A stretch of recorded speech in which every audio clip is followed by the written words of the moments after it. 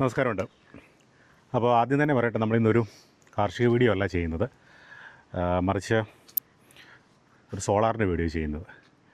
ഞാൻ കുറച്ച് അധികം നാളായിട്ട് ചെയ്യണമെന്ന് വിചാരിച്ചുകൊണ്ടിരുന്ന ഒരു സംവിധാനമാണ് ഒരു സോളാർ സിസ്റ്റം വീട്ടിൽ ഇൻസ്റ്റാൾ ചെയ്യുക എന്നുള്ളത്.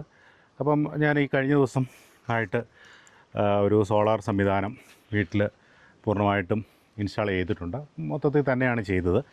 അപ്പോൾ അതിൽ പാനൽ മുതൽ നമ്മുടെ ഇൻവേർട്ടർ, ബാറ്ററി, MPPT അങ്ങനെയുള്ള കാര്യങ്ങളെക്കുറിച്ച് കുറച്ച് സാങ്കേതികമായിട്ടുള്ള ഡാറ്റകൾ ഉൾപ്പെടുത്തിയിട്ടുള്ള ഒരു വീഡിയോ ആണ് ചെയ്യുന്നത്.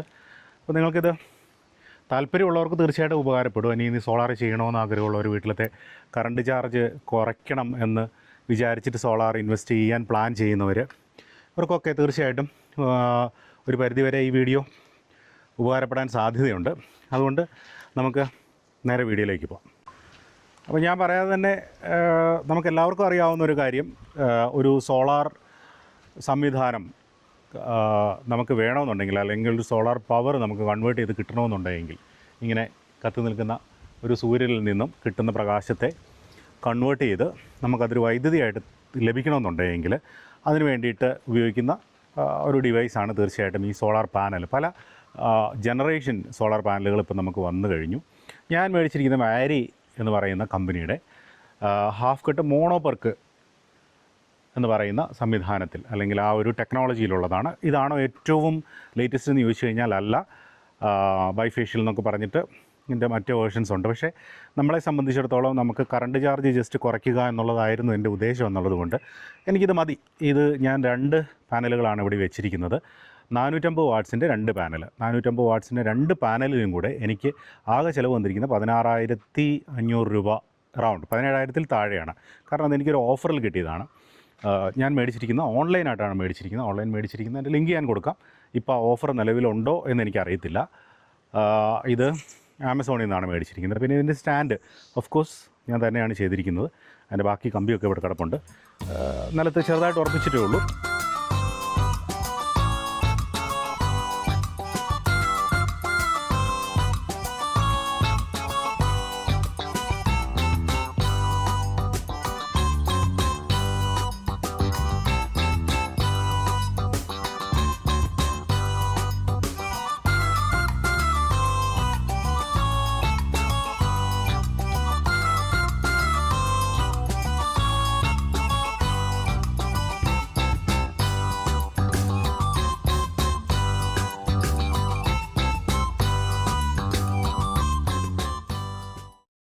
ഇതിൽ പിന്നെ ഉള്ളത് പ്രധാനമായിട്ട് നമുക്ക് അറിയാനുള്ളത് ഇതിൻ്റെ വയറിംഗ് സംവിധാനത്തെക്കുറിച്ചാണ്. Negative, positive. ഇത് സീരിയൽ കണക്ഷനാണ് ചെയ്തിരിക്കുന്നത്.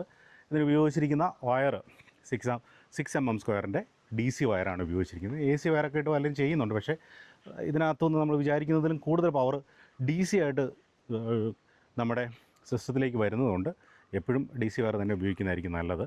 അതിൽ വയറിങ് ഒരുമാതിരി വൃത്തിയായിട്ട് തന്നെ ചെയ്യാൻ ശ്രമിച്ചിട്ടുണ്ട്. പൈപ്പ് ഇട്ടിട്ട് വേറെ ശല്യമൊന്നും ഉണ്ടാകാത്ത രീതിയിൽ ടെറസിൽ കൂടെ വന്ന് അത് അങ്ങനെ നേരെ താഴോട്ട് പോവുകയാണ് ചെയ്തിരിക്കുന്നത്.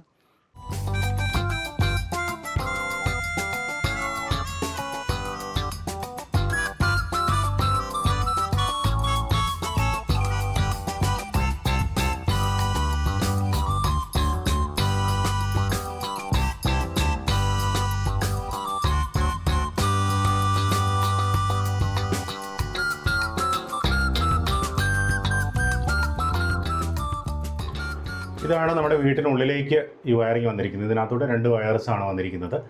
ഇത് ഞാനിവിടെ കെൻബ്രൂക്ക് എന്ന് പറഞ്ഞൊരു കമ്പനിയുടെ ഒരു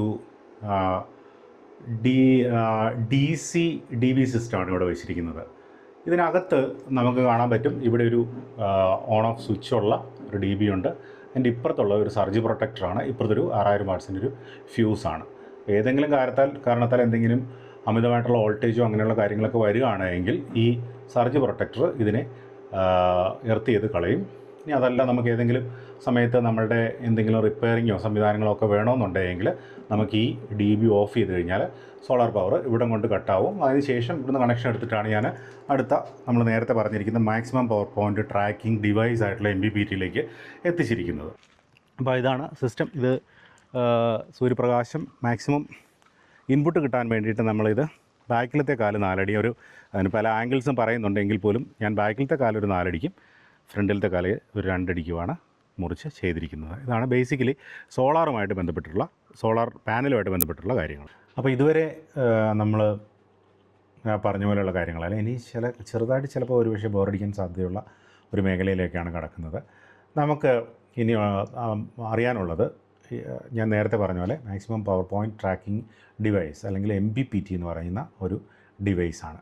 ഈ ഡിവൈസ് ഉപയോഗിക്കുന്നത് വളരെ സിമ്പിളായിട്ട് ഞാൻ പറഞ്ഞുതരാം.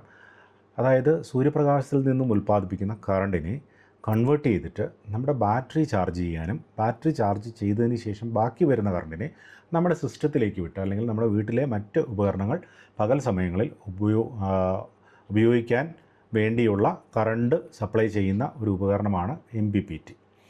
അപ്പോൾ ഇത് പല സമയത്തും സൂര്യൻ്റെ പ്രകാശം പല രീതിയിലും പല ചൂടിലും പല കാലാവസ്ഥയിലും പലതും ആയിരിക്കുന്നത് കൊണ്ട് ഇതിൽ നിന്നെല്ലാം അതിൻ്റെ മാക്സിമം പീക്കായിട്ടുള്ള ഔട്ട്പുട്ട് നമുക്ക് കിട്ടാൻ വേണ്ടിയിട്ട് വളരെ ഇൻ്റലിജൻ്റായിട്ട് ഉള്ള ഒരു പ്രവർത്തനമാണ് ഈ MPPT ചെയ്യുന്നത്. ഞാൻ മേടിച്ചിരിക്കുന്നത് ആശാ പവർ എന്ന് പറഞ്ഞാൽ വളരെ വിഖ്യാതമായിട്ടുള്ള കേരളത്തിലെ തന്നെ ഒരു കമ്പനി ഉൽപ്പാദിപ്പിക്കുന്ന ആശാ പവർ സൂര്യ 50 LV എന്ന് പറഞ്ഞൊരു MPPT ആണ്. എനിക്കിതിന് വന്നിരിക്കുന്ന വില 7200 രൂപയാണ്. ഞാൻ അവരുടെ സൈറ്റിൽ നിന്ന് ഓൺലൈൻ മേടിച്ചതാണ്. അത് നമ്മൾ പൈസ അടച്ചു കഴിഞ്ഞാൽ പിറ്റേ ദിവസം അല്ല അതിൻ്റെ പിറ്റേ ദിവസം തന്നെ നമുക്ക് ലഭിക്കും. അതിൽ സെറ്റിങ്സോ അങ്ങനെയുള്ള കാര്യങ്ങളൊന്നും നമുക്ക് വലിയ തലവേദനയൊന്നുമില്ല. അതിൻ്റെ എല്ലാം വീഡിയോ അവർ ചെയ്തിട്ടുണ്ട്. വേണമെന്നുണ്ടെങ്കിൽ നമുക്ക് പഠിക്കാൻ തയ്യാറാണെങ്കിൽ അത് നോക്കിയിട്ട് നമുക്ക് തന്നെ ചെയ്യാം. എന്താണേലും അത് കുറച്ച് ദിവസങ്ങളായിട്ട് പഠിക്കുന്നുണ്ടായിരുന്നു എന്നുള്ളത് കൊണ്ട് തന്നെ അത് കിട്ടിക്കഴിഞ്ഞപ്പോൾ അത് ചെയ്യാൻ എളുപ്പമായിരുന്നു. സോ ഇതിൽ നമ്മൾ ശ്രദ്ധിക്കേണ്ട ഒരു കാര്യം എന്താണെന്ന് വെച്ച് കഴിഞ്ഞാൽ ഇതിൽ 4 ഓപ്ഷൻസാണുള്ളത്.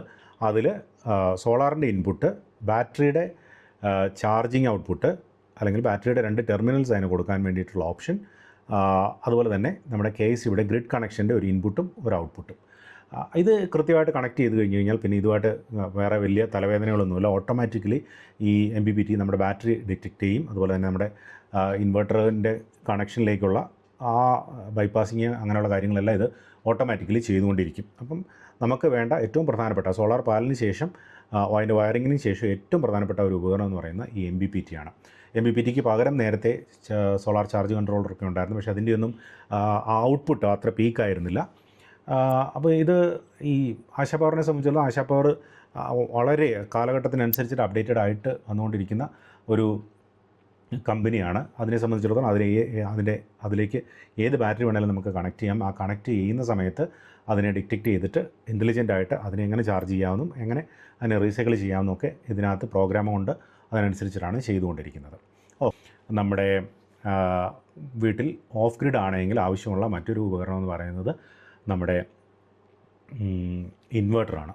അപ്പോൾ സോളാർ ഇൻവെർട്ടറുകൾ തന്നെ നമുക്ക് ഇതിനകത്ത് ഉപയോഗിക്കാൻ പറ്റുകയാണെങ്കിൽ പുതിയതായിട്ട് സോളാർ വയ്ക്കാൻ ആഗ്രഹിക്കുന്നവർക്ക് പുതിയതായിട്ടുള്ള സോളാർ ഇൻവെർട്ടറുകൾ തന്നെ ഇതിന് ഉപയോഗിക്കുക. കാരണം അതിൻ്റെ ടെക്നോളജി അത്രത്തോളം അപ്ഡേറ്റഡ് ആണ്. പുതിയ ബാറ്ററി സിസ്റ്റമൊക്കെ സപ്പോർട്ട് ചെയ്യാവുന്ന രീതിയിലാണ് അത് ചെയ്തുകൊണ്ടിരിക്കുന്നത്. നമുക്ക് ബഡ്ജറ്റിൽ ഒതുങ്ങാവുന്ന രീതിയിൽ നമുക്ക് ചെയ്യാൻ പറ്റും. നമ്മുടെ കയ്യിലുള്ള ഒരു ഇൻവെർട്ടറോ അല്ലെങ്കിൽ പുതിയതായിട്ട് മേടിക്കുന്ന ഒരു ഇൻവെർട്ടറോ ഉപയോഗിക്കുക. ഞാൻ SPS എന്ന് പറയുന്ന കേരളത്തിൽ തന്നെ ഉൽപ്പാദിപ്പിക്കുന്ന മറ്റൊരു കമ്പനിയുടെ ഇൻവെർട്ടർ 2 kV ഇൻവെർട്ടറാണ് എടുത്തിരിക്കുന്നത്. അതിന് ഞാൻ 2 ബാറ്ററിയാണ് അതിന് വെച്ചിരിക്കുന്നത്. 2 ലെഡ് ആസിഡ് ബാറ്ററികളാണ് വെച്ചിരിക്കുന്നത്. C10 റേറ്റിംഗ് ഉള്ള ലെഡ് ആസിഡ്. അത് കൂടാതെ നമുക്ക് ലിത്യം ബാറ്ററീസ് വരുന്നുണ്ട്. അതുപോലെ തന്നെ നിക്കൽ കാഡ്മിയം എന്ന് പറഞ്ഞ പുതിയ ടെക്നോളജി വരുന്നുണ്ട്. അപ്പോൾ ഇതിനെല്ലാം അതായത് ഫ്യൂച്ചർ പെർഫെക്റ്റ് ആയിരിക്കണം നമ്മളുടെ ഇൻവെസ്റ്റ്മെൻറ്റ് എന്നുള്ളത് നമ്മൾ ആലോചിക്കുക. ഫ്യൂച്ചറിൽ നമുക്ക് എന്തെങ്കിലും ആവശ്യങ്ങൾക്ക്, അതായത് പുതിയ മാറ്റങ്ങൾക്കനുസരിച്ചിട്ട് മാറ്റങ്ങൾ കൊണ്ടുവരാൻ പറ്റുന്ന രീതിയിലുള്ള, അല്ലെങ്കിൽ അതിനെ ഇപ്പോൾ തന്നെ ആ ടെക്നോളജി ഉള്ള സിസ്റ്റം മേടിക്കുക. അപ്പോൾ ഇത്രയും കാര്യങ്ങളാണ് അതിനകത്തുള്ളത്. ഇതിനകത്ത് ഞാൻ ഈ സിസ്റ്റം വെക്കാനുണ്ടായിട്ടുള്ള കാരണം എന്താണെന്ന് ചോദിച്ചു കഴിഞ്ഞാൽ എനിക്കൊരു 3000 രൂപയുടെ അടുത്തായിരുന്നു എനിക്ക് ബില്ല് വന്നുകൊണ്ടിരുന്നത്. അപ്പോൾ അതിനെ ഒന്ന് താഴേക്ക് കൊണ്ടുവരാൻ വേണ്ടിയിട്ടുള്ള ഏറ്റവും പെർഫെക്റ്റ് ആയിട്ടുള്ള സിസ്റ്റം എന്ന് പറഞ്ഞു കഴിഞ്ഞാൽ നമുക്ക് സോളാർ ഉപയോഗിക്കുക. കാരണം സൗജന്യമായിട്ട് കിട്ടുന്ന ഒരു എനർജിയാണ്, അതിനെ നമുക്ക് ഉപയോഗിക്കുക എന്നുള്ളത് തന്നെയായിരുന്നു. അപ്പോൾ അതിൻ്റെ ഭാഗമായിട്ടാണ് ഞാനിത് മേടിക്കുന്നത്. ഒരു പാനൽ വെച്ചിട്ടാണെങ്കിൽ പോലും നമുക്ക് അത്യാവശ്യം വീട്ടിലത്തെ കറണ്ട് ചാർജ് നമുക്ക് കുറയ്ക്കാൻ പറ്റും. എന്നെ സംബന്ധിച്ചിടത്തോളം ഞാൻ ഫുൾ ടൈം കമ്പ്യൂട്ടർ ഉപയോഗിക്കുന്ന, സിസ്റ്റം ഉപയോഗിക്കുന്ന ഒരാളാണ്. അപ്പോൾ അതിൽ തന്നെ ഞാൻ വേറൊരു UPS ആയിരുന്നു ഉപയോഗിച്ചുകൊണ്ടിരുന്നത്. അതുകൂടാതെ വീടിനൊരു ഇൻവെർട്ടർ, അങ്ങനെ മൊത്തം 2 ഇൻവെർട്ടറും 3 ബാറ്ററികളായിരുന്നു എനിക്കുണ്ടായിരുന്നത്. ഇതെല്ലാം ചാർജ് ചെയ്യാനുള്ള കറണ്ട് ഈ പറയുന്ന KECബിയിൽ നിന്നായിരുന്നു എടുത്തുകൊണ്ടിരുന്നത്. അത് വലിയ കറണ്ട് ചാർജ് ഒരു 2-3 യൂണിറ്റോളം കറണ്ട് ചാർജ് എനിക്ക് തരുന്നുണ്ടായിരുന്നു. അത് മാത്രം. അത് കൂടാതെ ഒരു 3.8 യൂണിറ്റ് ബാക്കിയുള്ള ഉപകരണങ്ങൾ ഉപയോഗിക്കുന്നത് പ്രകാരം ഉണ്ടായിരുന്നു, ഫ്രിഡ്ജ് ഉൾപ്പെടെ. അപ്പോൾ ഇതിൽ ഞാൻ ഈ സോളാർ കൊണ്ടുവന്നതിന് ശേഷം ഫ്രിഡ്ജ് ഞാൻ സോളാറിലേക്ക് മാറ്റി പൂർണ്ണമായിട്ടും. അതുകൂടാതെ എൻ്റെ കമ്പ്യൂട്ടർ സിസ്റ്റം വർക്ക് ചെയ്തുകൊണ്ടിരുന്ന ഇൻവെർട്ടർ ഞാൻ പൂർണ്ണമായിട്ടും ഒഴിവാക്കിയിട്ട് അതും സോളാറിലേക്ക് മാറ്റി. അങ്ങനെ അത്രയും മാറ്റങ്ങൾ വന്ന്, അതുകൂടാതെ KCB ചാർജിങ്ങും പൂർണ്ണമായിട്ടും ഞാൻ ഇപ്പോൾ ഓഫാക്കിയിട്ടിരിക്കുകയാണ്. അതായത് ഇപ്പം കറണ്ട് പോകുന്ന പ്രശ്നങ്ങളൊന്നുമില്ല. മാത്രമല്ല നല്ല വെയിലും ഉള്ളതുകൊണ്ട് ഏതാണ്ട് ഒരു 11.5 വോൾട്ട് വരെ ബാറ്ററിയുടെ പവർ താഴുന്നത് വരെ ആ വൈദ്യുതി നമ്മുടെ വീട്ടിലേക്ക് ഉപയോഗിക്കാൻ വേണ്ടിയിട്ടാണ് ഞാൻ സെറ്റ് ചെയ്ത് വെച്ചിരിക്കുന്നത്. അപ്പോൾ 6.8 യൂണിറ്റ് ഡെയിലി ഉപയോഗിച്ചുകൊണ്ടിരുന്ന ആവറേജ് ഡെയിലി ഉപയോഗിച്ചുകൊണ്ടിരുന്ന എൻ്റെ ഉപഭോഗം ഇപ്പോൾ ഏതാണ്ട് ഒരു 3 യൂണിറ്റിലേക്ക് കുറഞ്ഞിട്ടുണ്ട്. ബാക്കി 3.8 യൂണിറ്റ് ഞാൻ സോളാർ കൊണ്ടാണ് ഇവിടെ വർക്ക് ചെയ്യുന്നത്. ഇതിലേറ്റവും രസകരമായിട്ടുള്ള ഒരു കാര്യം കൂടി ഞാനിവിടെ നിങ്ങളോട് ഷെയർ ചെയ്തതിന് ശേഷം നമുക്ക് ഇത് വൈൻഡപ്പ് ചെയ്യാം. ഇതിൽ നമ്മുടെ KCBയുടെ ബില്ലിംഗ് എന്ന് പറഞ്ഞു കഴിഞ്ഞാൽ ഒരു പ്രത്യേക തരത്തിലാണ് നടക്കുന്നത്. ടെലസ്കോപ്പിക് ബില്ലിംഗ് എന്ന് പറയും. ടെലസ്കോപ്പിക് ബില്ലിംഗ് എന്ന് പറഞ്ഞു കഴിഞ്ഞാൽ അപ് ടു ഒരു ഇത്ര യൂണിറ്റ് വരെ ഇത്ര രൂപ വെച്ച്, അതിനുശേഷം ബാക്കി വരുന്ന അതിന് മുകളിലേക്കുള്ളതുണ്ടെങ്കിൽ അത് അപ് ടു ഇത്ര പോയിൻ്റ് വരെ, അതിന് കഴിഞ്ഞും കൂടിയൊരു തുക, അതിനുശേഷം അതിൻ്റെ അടുത്ത സ്ലാബിലേക്ക് വരുമ്പം അങ്ങനെ ഈ തുകയെല്ലാം കൂടെ കൂട്ടിയിട്ടുള്ള ഒരു മാക്സിമം എമൗണ്ടാണ് നമുക്ക് ബില്ലായിട്ട് വരുന്നത്. ഇതിൽ നമ്മുടെ വീടുകളിൽ ആവറേജായിട്ട് നിങ്ങളൊരു 4 യൂണിറ്റ് ആവറേജ് ഉപയോഗിക്കുന്ന ഒരാളാണെങ്കിൽ KCB നിങ്ങൾക്ക് വേണ്ടിയിട്ട് ഒരു സൗജന്യം തരുന്നുണ്ട്. അതായത് അങ്ങനെ 4 യൂണിറ്റ് ഉപയോഗിക്കുന്ന ഒരാൾ മാത്രം എന്ന് വെച്ച് കഴിഞ്ഞാൽ ഒരു മാസം 120 യൂണിറ്റ്, 2 മാസം കൂടുമ്പോൾ 240 യൂണിറ്റ് ആണ് എങ്കിൽ നിങ്ങളുടെ കറണ്ട് ചാർജിൽ 148 രൂപ വരെ ഡിസ്കൗണ്ട് വരും. ശരിക്കും വരേണ്ട കറണ്ട് ചാർജിനെ കഴിഞ്ഞും 148 രൂപ നമുക്ക് അതിൻ്റെ സബ്സിഡി കുറച്ചിട്ട് അടച്ചാൽ മതി. അപ്പോൾ 240 യൂണിറ്റിനുള്ളിലാണെങ്കിൽ 241ാമത്തെ യൂണിറ്റിലേക്ക് നമ്മളിത് കടന്നിട്ടുണ്ടെങ്കിൽ ആലോചിക്കുക, ഈ പറഞ്ഞ 1000 എന്നുള്ളത് ഒരു 300 രൂപയോളം അതിനകത്ത് വ്യത്യാസം വരും. 1300 രൂപയിലേക്ക് ബില്ല് വരും ആ ഒരു യൂണിറ്റിൻ്റെ വ്യത്യാസത്തിൽ. അപ്പം 1155 രൂപയാണ്. അല്ലെങ്കിൽ 240 യൂണിറ്റ് വരെയാണെങ്കിൽ നമുക്ക് ഉള്ളത് 241 യൂണിറ്റ് ആണെങ്കിൽ 1380 രൂപ. ഈ ഡിഫറൻസ് തന്നെ നമുക്ക് അറിയാമല്ലോ എത്രത്തോളം വ്യത്യാസം വരുന്നുണ്ടെന്ന്. അപ്പോൾ നമ്മുടെ വൈദ്യുതി ഉപയോഗം പ്രത്യേകം സ്ലാബുകൾക്ക് അടിയിലേക്ക് നമുക്ക് കൊണ്ടുവരാൻ പറ്റിയാൽ, ഒരു ടെലസ്കോപ്പിക് പോയിൻറ്റിന് താഴേക്ക് കൊണ്ടുവരാൻ പറ്റിക്കഴിഞ്ഞ് കഴിഞ്ഞാൽ നമുക്ക് വൈദ്യുതി ലാഭിക്കാൻ പറ്റും, വൈദ്യുതി ചാർജിന് ലാഭിക്കാൻ പറ്റും. അപ്പോൾ ഈ കാര്യം കൂടെ നിങ്ങളോട് ഷെയർ ചെയ്യണമെന്ന് വിചാരിക്കുന്നു. ഞാൻ ആ ഡീറ്റെയിൽസ് സ്ക്രീനിൽ കാണിച്ചിട്ടുള്ളത് നോക്കിയിട്ട് അത് മനസ്സിലാക്കുക. ഓക്കെ, ഇനി ഇതിനെക്കുറിച്ച് കൂടുതൽ എന്തെങ്കിലും നിങ്ങൾക്ക് സംശയം ഉണ്ടെങ്കിൽ എന്നെ വിളിക്കുന്നതിൽ എനിക്ക് ബുദ്ധിമുട്ടൊന്നുമില്ല. സാങ്കേതികമായിട്ട് കുറച്ച് നമുക്ക് നോളജ് വേണം. പഴയ ഇൻവേർട്ടേഴ്സ് മാറ്റിയിട്ട് പുതിയ ഈ സോളാറിലേക്ക് മാറ്റുമ്പോൾ ഉണ്ടാകുന്ന പ്രശ്നങ്ങളെക്കുറിച്ച് ഒത്തിരി ആൾക്കാർ പലതും പറയാറുണ്ട്. ഞാൻ നേരിട്ട ഏറ്റവും പ്രധാനപ്പെട്ട പ്രശ്നം അതായിരുന്നു. ഇതിനെ ഇങ്ങനെയൊന്ന് ആൾക്കാർക്ക് പറഞ്ഞ് മനസ്സിലാക്കി കൊടുത്തിട്ട് ഇതിനെ ചാർജിങ് ഒന്ന് ഓഫാക്കി തരാൻ പറ്റുന്ന രീതിയിൽ ഒരു സ്വിച്ച് പിടിപ്പിക്കാൻ പറ്റുമോ? അപ്പോൾ ചിലരൊക്കെ അത് ചെയ്യുന്നുണ്ട്. അതിൻ്റെ റിലേ കട്ട് ചെയ്തിട്ട് അവിടെ ഒരു സ്വിച്ച് പിടിപ്പിക്കുക, അല്ലെങ്കിൽ ബോർഡിൽ തന്നെ ലോക്കലാണെങ്കിൽ അതിൻ്റെ ബോർഡിൽ തന്നെ ഓൺ ഓഫ് സ്വിച്ച് പിടിപ്പിക്കാനുള്ള സംവിധാനമൊക്കെ ഉണ്ട്. പക്ഷേ കമ്പനി വരുന്ന സിസ്റ്റത്തിനൊക്കെ അത് കുറച്ച് ബുദ്ധിമുട്ടാണ്. സെപ്പറേറ്റ് ഒരു ബോർഡൊക്കെ വെച്ചിട്ടാണ് അത് ചെയ്യുന്നത്. അപ്പോൾ അതായിരുന്നു ഞാൻ നേരിട്ട പ്രശ്നം. അപ്പം നിങ്ങൾക്ക് വേണമെന്നുണ്ടെങ്കിൽ ഈ പറയുന്ന KCBയുടെ ചാർജിങ് പൂർണ്ണമായിട്ട് ഓഫ് ചെയ്തിട്ട് ഇതിന് ഇൻവെർട്ടർ മോഡിൽ ഇട്ടിട്ട് നിങ്ങൾക്ക് ഉപയോഗിക്കാം. പക്ഷേ അത് 100% കറക്റ്റ് ആണോ എന്ന് ചോദിച്ചു കഴിഞ്ഞാൽ അല്ല. പിന്നെ ബാറ്ററിയുടെ കാര്യത്തിൽ ലിഥിയം അയണിലേക്ക് നിങ്ങൾക്ക് പോകണം. പക്ഷേ ഇപ്പോഴത്തെ ലിഥിയം അയണിലേക്ക് നിങ്ങൾ പോയി കഴിഞ്ഞ് കഴിഞ്ഞാൽ ഭയങ്കര വിലയാണ് അതിന്. നിങ്ങൾക്കൊരു 200 ഒരു ബാറ്ററി ലിഥിയം അയൺ ബാറ്ററി മേടിക്കുമ്പോൾ അതിനൊരു 40,000 രൂപയുടെ അടുത്ത് വില വരും. ഞാൻ 2 ബാറ്ററി 200 എന്ന് വെച്ച് കഴിഞ്ഞാൽ ടോട്ടൽ എനിക്ക് 400 ഒരു 2 ബാറ്ററി മേടിച്ചപ്പോൾ എനിക്ക് 38,000 രൂപയെ വന്നുള്ളൂ. 5 വർഷത്തേക്ക് റീപ്ലേസ്മെൻറ്റ് വാറണ്ടി ഉണ്ട്. എന്തെങ്കിലും കംപ്ലയിൻറ്റ് വന്നു കഴിഞ്ഞാൽ പുതിയ ബാറ്ററി കിട്ടും. അപ്പോൾ ഇപ്പോൾ ചാടി കയറി ലിഥിയം അയണിലേക്കൊന്നും നമ്മൾ ഇൻവെസ്റ്റ് ചെയ്യാതിരിക്കുകയാണ് നല്ലതെന്നാണ് എനിക്ക് തോന്നുന്നത്. പിന്നെ സാങ്കേതികമായിട്ട് മറ്റെന്തെങ്കിലും പ്രശ്നങ്ങളോ വിഷയങ്ങളോ നിങ്ങൾക്ക് ഫീൽ ചെയ്യുന്നുണ്ടെങ്കിൽ നിങ്ങൾ തന്നെ ധൈര്യമായിട്ട് വിളിക്കാം. അപ്പോൾ ഇനി അടുത്ത കുറച്ച് വിഷ്വൽസ് കാണാം. അതിന് ശേഷം അടുത്ത വീഡിയോയിൽ കാണും വരെ എല്ലാവർക്കും ബൈ.